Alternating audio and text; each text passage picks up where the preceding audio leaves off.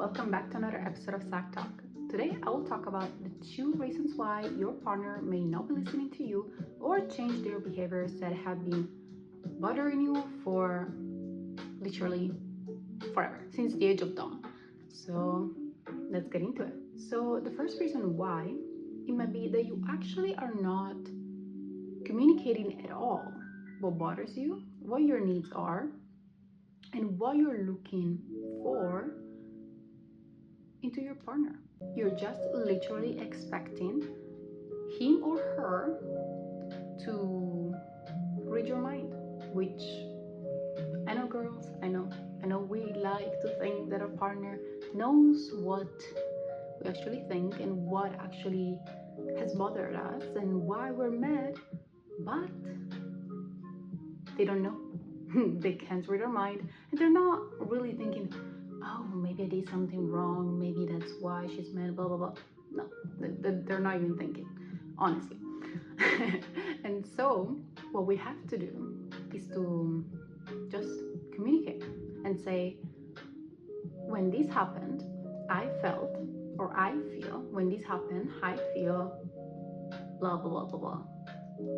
And then, because we're not attacking them, we're starting with the I feel, they are more likely to actually listen to us and take into account what has bothered us and maybe change the behavior. The second reason why your partner may not be listening to you or changing those behaviors that literally bothers you is because you're not using positive reinforcement. So let's say there is something that has always bothered you about your partner, like the fact that maybe you are the only one throwing the trash and he never does it or she never does it.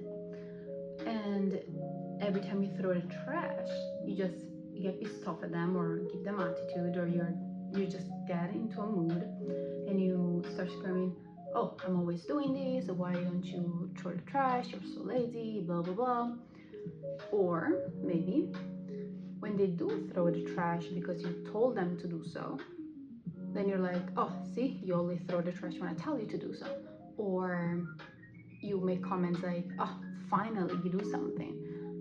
Instead, what you should be doing, and I know it's very hard because it's going to feel fake because you're so angry in the moment, but what you should be doing is just say thank you for throwing the trash.